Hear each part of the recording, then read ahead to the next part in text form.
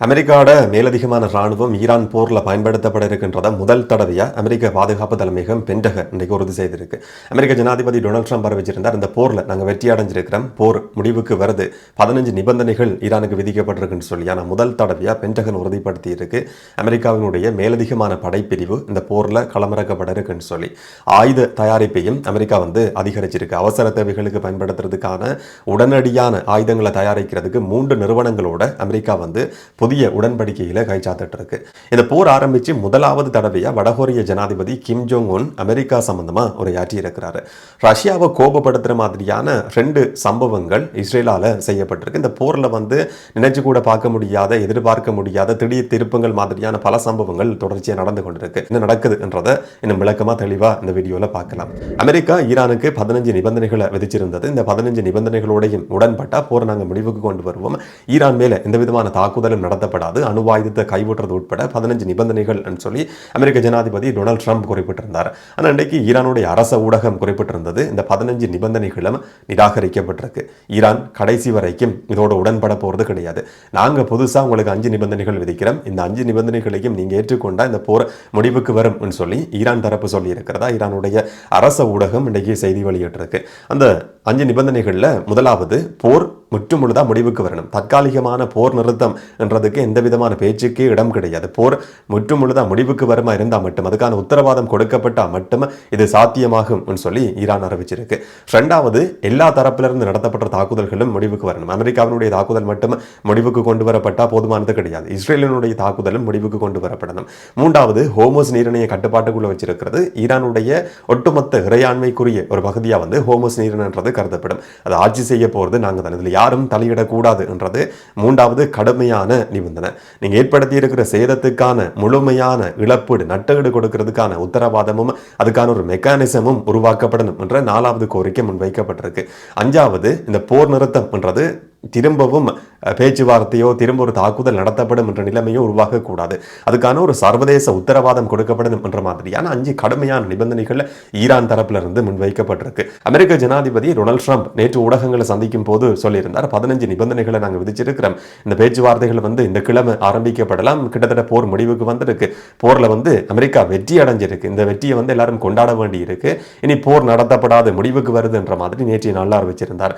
இதை தவிர ஒரு ரகசியமான பரிசு ஈரான் இருந்து தனக்கு அனுப்பி வைக்கப்பட்டிருக்கா, நேற்றைய நாளில் கிடைச்சிருந்தது. அது என்ன ரகசியமான பரிசுன்றதை வெளிப்படையா என்னால் சொல்ல முடியாது. அணுசக்தி சம்பந்தப்பட்டது கிடையாது, எரிசக்தி எரிவாயு சம்பந்தப்பட்டிருக்கிற ஒரு பரிசு பொருளை, விலை மதிப்பற்ற பரிசு பொருளை ஈரான் தனக்கு கொடுத்திருக்குன்னு சொல்லி அமெரிக்க ஜனாதிபதி டொனால்ட் ட்ரம்ப் குறிப்பிட்டிருந்தார். அது எப்படியான பரிசுன்றதை அவர் வெளிப்படுத்தவும் இல்லை, அது கொடுக்கப்பட்டதா இல்லையான்றது ஈரான் தரப்பிலிருந்து உறுதி செய்யப்படவும் இல்லை. ஈரான்ல பேசுறதுக்கு யாருமே கிடையாது சொல்லி சொன்ன அமெரிக்க ஜனாதிபதி டொனால்ட் ட்ரம்ப் இன்னைக்கு பேசுறதுக்கு நாங்கள் தயாராக இருக்கிறோம், நம்பக்கூடிய தரப்போட தான் நாங்கள் டீல் பண்ணி கொண்டிருக்கிறோம்ன்றதை இந்த பரிசு உறுதி செய்திருக்கு என்ற மாதிரி நேற்றைய நாளில் ஊடகங்களை சந்திக்கும் போது குறிப்பிட்டிருந்தார். அமெரிக்க ஜனாதிபதி டொனால்ட் ட்ரம்ப் என்னதான் போர் முடிவு வருது, அமெரிக்கா வெற்றி அடைஞ்சிருக்குன்னு சொல்லி ஒரு பக்கம் ஊடகங்களுக்கு சொல்லிக் கொண்டிருந்தாலும், இந்த போர் நடக்குதுன்னு சொல்றது ஃபேக் நியூஸ், போலியான செய்திகள் மட்டும்தான் போர் நடக்கிறதா காட்டிக் கொண்டிருக்கு, போர் கிட்டத்தட்ட முடிஞ்சதுன்னு சொல்லி அமெரிக்க ஜனாதிபதி டொனால்ட் ட்ரம்ப் ஒரு பக்கம் சொல்றாரு. ஆனா அமெரிக்காவினுடைய மேலதிகமான படைப்பிரிவு இன்னைக்கு களமிறக்கப்பட இருக்கின்ற தகவல் அமெரிக்காவினுடைய பாதுகாப்பு தலைமையகம் பென்டகன் முதல் தடவையா உத்தியோகபூர்வமா உறுதி செய்திருக்கு. இதுவரைக்கும் அமெரிக்க ஊடகங்கள்ல மட்டுமே பேசப்பட்ட ஒரு செய்தியா இருந்தது, சோர்சஸ் இந்த மாதிரியான தகவல்கள் எங்களுக்கு கிடைச்சிருக்குன்னு சொல்லி அமெரிக்க ஊடகங்கள் இதுவரைக்கும் சொல்லிக் கொண்டிருந்தது. ஆனால் முதல் தடவையா இப்ப பென்டகன் அமெரிக்காவினுடைய பாதுகாப்பு தலைமையகம் சொல்லியிருக்கு, இந்த 2 படைப்பிரிவுகளையும் அமெரிக்கா களமிறக்கிறதுக்கு தயாரா இருந்து கொண்டிருக்கு, அதை உறுதிப்படுத்த முடியும் என்ற ஒரு அறிவிப்பு பென்டகன் இன்னைக்கு விடுத்திருக்கு. அதிலும் குறிப்பா 82வது ஏர்போர்ன் படைப்பிரிவு சொல்லப்படுற 18 மணித்தியாலங்களுக்குள்ள உலகத்திட எந்த மூலையிலையும் ஒரு தாக்குதல் நடத்தக்கூடிய, ஒரு இடத்தை முழுமையா கைப்பற்றக்கூடிய வல்லம் இருக்கிற ஒரு படைப்பிரிவு இதுல களமிறக்கப்படலாம் என்ற மாதிரி எதிர்பார்க்கப்பட்டிருந்தது. அதை அமெரிக்காவினுடைய பாதுகாப்பு தலைமையகம் இன்னைக்கு உறுதி செய்திருக்கு. இதை தவிர கம்பாட் படைப்பிரிவு சொல்லப்படுற ஒரு படைப்பிரிவையும் அமெரிக்கா களமிறக்க இருக்கு. முதலாவது படைப்பிரிவை பொறுத்த வரைக்கும் அதிகமான ஆயுதங்கள் கிடையாது, பெரிய அளவான ஒரு படைப்பிரிவு கிடையாது, உடனடியா ஒரு இடத்தை கைப்பற்றது, ஒரு குட்டி தீவா இருக்க முடியும், இப்ப காக் தீவு கைப்பற்றப்படலாம் என்ற மாதிரி செய்திகள் வெளிவந்திருக்கு. இதை தவிர ஒரு விமான நிலையம் இருக்க முடியும், ஆப்கானிஸ்தான்ல இதுக்கு முதல்ல நடந்த மாதிரியான ஒரு தாக்குதல் சம்பவம், இல்லாட்டி ஈராக்ல இந்த படைப்பிரிவு இதுக்கு முதல்ல பயன்படுத்தப்பட்டிருக்கு, உடனடியா ஒரு இடத்துல பரஷூட் பேராஷூட்ல இருந்து களமிறங்கிறது, இல்லாட்டி ஒரு ஹெலிகாப்டர்ல போய் அந்த இடத்தை கைப்பற்றி அந்த இடத்துல வந்து தாக்குதல் நடத்தி அந்த இடத்தை ஒரு சில மணித்தியாலங்களுக்கு கட்டுப்பாட்டுக்குள்ள வச்சிருக்கிறது. இந்த முதலாவது படைப்பிரிவு நீண்ட காலம் ஒரு இடத்துல தங்கி இருக்கிறது கிடையாது. ஒரு இடத்துல களமிறங்கும், அந்த இடத்துல தாக்குதல் நடத்தப்படும், அந்த இடத்தை கைப்பற்றி வச்சிருக்கும். அதுக்கு பிறகு கம்பாட் படைப்பிரிவு சொல்லப்படுறது அந்த இடத்துல இருந்து ராணுவ நடவடிக்கைகளை தொடர்ச்சியாக முன்னெடுத்து கொண்டிருக்கும். நீண்ட காலத்துக்கு தங்கி இருக்கும், அவங்களுக்கு தேவையான ஆயுதங்களை வச்சிருக்கிறது கம்பாட் படைப்பிரிவுன்னு சொல்லப்படுறது. இந்த மாதிரியான 2 முக்கியமான படைப்பிரிவுகளையும் அமெரிக்கா இதில் பயன்படுத்த முடியும் சொல்லி சர்வதேச ஊடகங்கள் செய்தி வெளியிட்டு கொண்டிருந்தது. இப்போ அமெரிக்காவினுடைய பாதுகாப்பு தலைமையகம் அது உண்மைதான், இந்த படைப்பிரிவு களமிறக்கப்பட இருக்குன்றதை உத்தியோகபூர்வமாக உறுதி செய்திருக்கு. இதையும் தாண்டி அமெரிக்காவினுடைய பாதுகாப்பு தலைமையகம் இன்றைக்கு சொல்லியிருக்கிற ஒரு விஷயம், ஆயுதங்களை, மிசைல்களையும் ட்ரோன்களையும், குறிப்பாக தாட் சிஸ்டம், இந்த மிசைல்களை எதிர்கொள்றது ஏர் டிஃபென்ஸ் சிஸ்டம் சம்பந்தமான முக்கியமான உடன்படிக்கைகள் அமெரிக்க நிறுவனங்களுடன், அமெரிக்காவுக்கு தேவையான ஆயுதங்களை தயாரிக்கிறதுக்கு 3 முக்கியமான தனியார் நிறுவனங்கள் இருக்கு.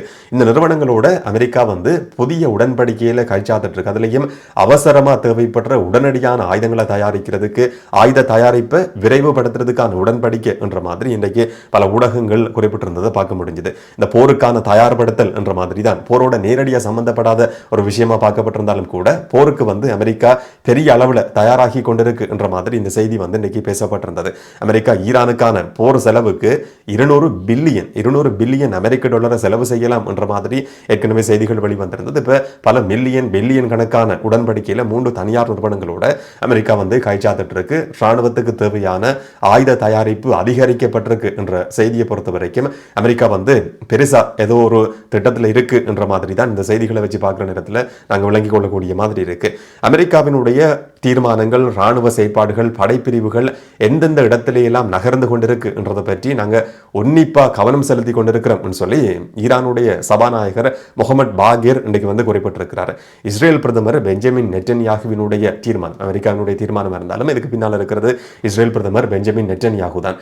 அவருடைய ஒரு தீர்மானம் காரணமா அமெரிக்காவினுடைய படைப்பிரிவு பலிக்கடவாக்கப்பட்டிருக்கு. அவங்க வந்தா ஈரானுக்குள்ள களமிறக்கப்பட்ட என்ன நடக்கும் என்றதுக்கான ஒரு பதில் மாதிரி ஈரானுடைய சபாநாயகர் வந்து இன்னைக்கு ஒரு எச்சரிக்கை விடுத்திருக்கிறார். இதில் அமெரிக்க படைகள் பலிக்கடாவா பயன்படுத்தப்பட்டிருக்கிறாங்க, மோசமான விளைவுகளை அமெரிக்க படைகள் சந்திக்கும் என்ற மாதிரியான தொடர் எச்சரிக்கைகள் விடுக்கப்பட்டிருக்கு.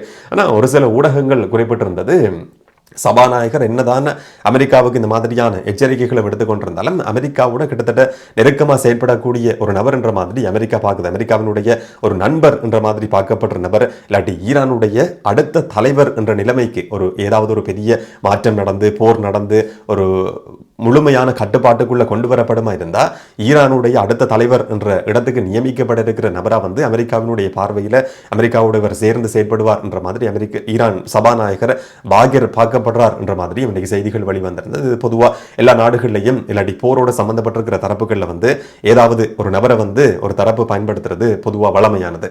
இதை வந்து புதுசா எங்களுக்கு சொல்ல வேண்டிய அவசியம் கிடையாதுன்னு சொல்லி நான் நினைக்கிறேன். உங்களுக்கு வந்து பதவிகள் கிடைக்கும், உங்களை வந்து நாங்கள் ஒரு பெரிய நபரா காட்டுறதுக்கு தயாராக இருக்கிறோம், எங்களுக்கு சில உதவிகளை செய்யுங்கன்னு சொல்லி காட்டி ஒரு பக்கத்துக்கு இழுக்கிறதுக்கான முயற்சிகள் வந்து முன்னெடுக்கப்படுறது வளமையானது. அந்த அடிப்படையில் ஒரு சில முயற்சிகள் சில நேரங்களில் முன்னெடுக்கப்பட்டிருக்க முடியும். ஆனாலும் கூட ஈரானுடைய சபாநாயகர் முகமது பாகிர் வந்து தொடர்ச்சியா அமெரிக்காவுக்கு எச்சரிக்கைகள் விடுத்துக் கொண்டிருக்கிறார். ஒரு சில ஊடகங்களில் இந்த மாதிரியான செய்திகள் பேசப்பட்டிருந்ததையும் பார்க்க முடிஞ்சது.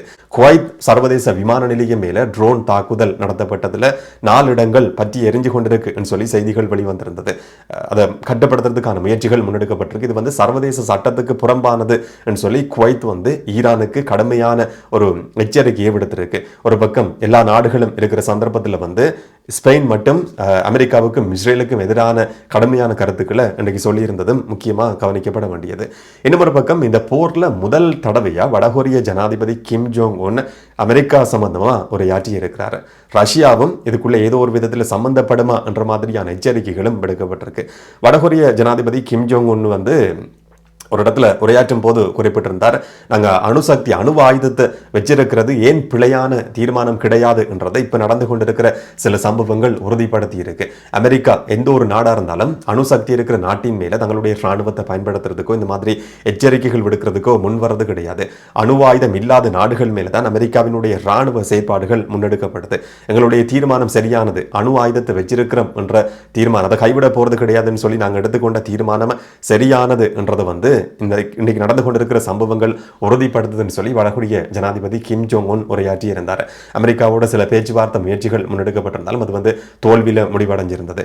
அணு ஆயுதத்தை கைவிட்டுறதுக்கு எப்பயுமே வடகொரியா தயாராக இருக்க போகிறது கிடையாது. ஆனாலும் அமெரிக்காவோட பேச்சுவார்த்தை நடத்துறதுக்கு நாங்கள் தயாராக இருக்கிறோம்னு சொல்லியும் வடகொரிய ஜனாதிபதி கிம் ஜோங் உன் முதல் தடவையாக சொல்லியிருக்கிறார். இந்த போர் ஆரம்பிச்சதுக்கு பிறகு ஈரான் சம்பந்தமாக நேரடியாக குறிப்பிடாட்டியும் அமெரிக்காவினுடைய இந்த போர் அமெரிக்கான்னு சொல்லி குறிப்பிட்டு அமெரிக்கா ஆரம்பிச்சிருக்கிற இந்த போர் வந்து சட்டவிரோதமானது, அமெரிக்காவுக்கு எதிரான சக்திகளை பலவீனப்படுத்தும்னு சொல்லி அமெரிக்காவும் இஸ்ரேலும் எதிர்பார்த்திருந்தாலும் இது அந்த சக்திகளை எல்லாம் ஒண்டா இணைச்சிருக்கிற ஒரு சம்பவமா பதிவாகி இருக்குன்னு சொல்லி வடகொரிய ஜனாதிபதி குறிப்பிடுறார்.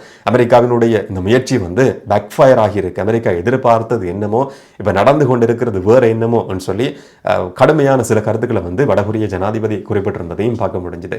இன்னும் ஒரு பக்கம் இதுக்குள்ள ரஷ்யா சம்பந்தப்படுற மாதிரியான 2 சம்பவங்கள். ஈரானுக்குள்ள இருக்கிற பஷியான்னு சொல்லப்படுற ஒரு இடத்துல அணுசக்தி தளம் இருக்கு. அந்த அணுசக்தி தளத்துல வந்து நூற்றுக்கணக்கான ரஷ்யர்கள் வேலை செய்து கொண்டிருக்கிறாங்க. இப்ப இதுவரைக்கும் 300க்கும் அதிகமான ரஷ்யர்கள் தொடர்ச்சியா அந்த இடத்துல வேலை செய்து கொண்டிருக்கிறாங்க. 163 பேர் அந்த இடத்துல இருந்து ரஷ்யா வெளியேற்றி இருக்குன்னு சொல்லி இன்னைக்கு ஒரு செய்தி வழி வந்திருந்தது. நேற்றைய நாளில் பஷியா அணுசக்தி தளம் மேலே இஸ்ரேல் ஒரு தாக்குதலை நடத்தி இருந்தது. இதுல பெரிய அளவான சேதங்கள் ஏற்படாட்டியும் அங்க இருக்கிற ரஷ்யா வந்து இதுக்கான உதவிகளை செய்து கொண்டிருக்கு. ஈரானுக்கு தேவையான அணுசக்தி கட்டமைப்புகள் சம்பந்தமான அணு ஆயுதம் கிடையாது, அணுசக்தி சம்பந்தமான உதவிகளை வந்து ரஷ்யா தொடர்ச்சியா செய்து கொண்டிருக்கு. அந்த அடிப்படையில் அங்க இருக்கிறவர்களுக்கு ஏதாவது பாதிப்புகள் ஏற்பட முடியும் சொல்லி ஒரு பயம் காரணமா 163 பேரை வந்து ரஷ்யா வெளியேற்றி இருக்கு. இந்த இடத்தின் மேலே இலக்கு வைக்கப்பட்டு தாக்குதல் நடத்தப்பட்டிருக்கிறத ஏற்றுக்கொள்ள முடியாது என்று சொல்லி ரஷ்யா கண்டனம் தெரிவிச்சிருந்தது. இன்னும் ஒரு பக்கம் ஈரானுக்கும் ரஷ்யாவுக்கும் இடையில ஆயுத போக்குவரத்துக்கு பயன்படுத்தப்பட்டு கொண்டிருக்கிற முக்கியமான ஒரு கடல் வழிபாதையா பயன்படுத்தப்படுற கெஸ்பியன் சொல்லப்படுற பகுதி மேல இஸ்ரேல் வந்து முதல் தடவையா ஒரு தாக்குதலை நடத்தியிருக்கு. இதுவும் ரஷ்யாவுக்கு கோபத்தை ஏற்படுத்துற மாதிரியான சம்பவமா பதிவாகி இருக்கு. இது வந்து மோசமான விளைவுகளை ஏற்படுத்தும் சொல்லி கிரெம்லின் ரஷ்யாவினுடைய ஜனாதிபதி மாளிகையில பேச்சாளர் வந்து ஒரு எச்சரிக்கையை விடுத்திருக்கிறார். ஒரு பக்கம் வடகொரிய ஜனாதிபதி கிம் ஜோங் உன் இந்த போர் ஆரம்பிச்சதுக்கு பிறகு முதல் தடவையா அமெரிக்கா செய்திருக்கிற பிழையான ஒரு போர் நடவடிக்கை சொல்லி இதை வந்து விமர்சிச்சிருக்கிறார். ரஷ்யாவை தூண்டி விடுற மாதிரி கோபப்படுத்துற மாதிரியான 2 சம்பவங்களும் பதிவாகி இருக்கு. இன்னும் ஒரு பக்கம் மற்ற உலக நாடுகள் வந்து என்ன செய்யறதுன்னு சொல்லி தெரியாம தடுமாறி கொண்டிருக்கு. தெற்காசிய நாடுகள்ல இந்த நெருக்கடி வந்து ஆரம்பமாகி இருக்கு. இப்ப ஐரோப்பிய நாடுகளை அடுத்த மாதத்துல இருந்து இந்த நெருக்கடி பாதிக்க ஆரம்பிக்கும் சொல்லி ஷெல் நிறுவனத்தினுடைய பிரதம நிறைவேற்று அதிகாரி வந்து ஒரு எச்சரிக்கையை விடுத்திருக்கிறார். பல நாடுகள் இப்பவே தடுமாறி கொண்டிருக்கு. ஆனா இதுல வந்து இந்தியாவினுடைய நிலைப்பாட்டை பொறுத்த வரைக்கும் இந்தியா தங்களுக்கு சாதகமா எல்லா விஷயத்தையும் பயன்படுத்துறதுக்கு ஆரம்பிச்சிருக்கு. ஈரான்கிட்ட இருந்து முதல் தடவையா எல்பிஜி கேஸை வாங்குறதுக்கான உடன்படிக்கை கைச்சாத்திடப்பட்டு முதலாவது கப்பல் வந்து ஒரு சில நாட்களுக்குள்ள இந்தியாவை போய் சேரும். இந்தியாவினுடைய 3 எரிபொருள் நிறுவனங்களுக்கு தேவையான எல்பிஜி கேஸ் வந்து ஈரான்ல இருந்து வர ஆரம்பிச்சிருக்குன்னு சொல்லி ஒரு செய்தி வழி வந்திருந்தது. ஏற்கனவே ஈரான் கேஸை வாங்குறதுக்கு அமெரிக்கா தடை விதிச்சிருந்தது. இந்த போர் காரணமாக அந்த தடைகள் இப்போ தளர்த்தப்பட்டிருக்கு. ரஷ்யாவுக்கு விதிக்கப்பட்டிருந்த தடையும் தளர்த்தப்பட்டிருந்தது. ரஷ்யாட்ட இருந்து தங்களுக்கு தேவையான எரிபொருளை இந்தியா வாங்குது, தங்களுக்கு தேவையான கேஸை எரிவாயுவை ஈரான்ட்ட இருந்து வாங்குறதுக்கு ஆரம்பிச்சிருக்கு. இப்போ இந்தியாவை பொறுத்த வரைக்கும் ஒரு நெருக்கடியான நிலைமையை வந்து இது இப்போதைக்கு ஏற்படுத்த போகிறது கிடையாது. தங்களுக்கு தேவையான விதத்தில் வந்து ஈரான்ட்ட இருந்தும் ரஷ்யாட்ட இருந்தும் கேஸையும் எரிபொருளையும் வாங்குறதுக்கு ஈரான் வந்து இந்த போரில் ஏதோ ஒரு விதத்தில் தங்களுக்கு தேவையான விஷயங்களை எல்லாம் சாதிச்சு கொண்டிருக்கு. அமெரிக்காவுக்கும் இதனால நேரடியான பாதிப்புகள் இப்போதைக்கு ஏற்பட போறது கிடையாது. இதனால பாதிக்கப்பட்டிருக்கிறது தெற்காசிய நாடுகளும் இப்ப ஐரோப்பிய நாடுகளும் பாதிக்கப்படலாம் என்ற ஒரு எச்சரிக்கை வந்து அடுத்த மாதத்திலிருந்து நெருக்கடி அதிகமாகும் என்ற ஒரு எச்சரிக்கை விடுக்கப்பட்டிருக்கு. இந்த போர் முடிவுக்கு வருமா இல்லையான்றது வந்து யாராலையும் ஊகிக்க முடியாம இருக்கு. என்னதான் நடக்க போகுதுன்றத நாங்க பொறுத்திருந்து பார்க்கலாம். இதை பற்றி நீங்க என்ன நினைக்கிறீங்கன்றத கமெண்ட்ல சொல்லுங்க. இன்னும் ஒரு வீடியோல இன்னும் ஒரு தகவலோட சந்திக்கலாம். வணக்கம்.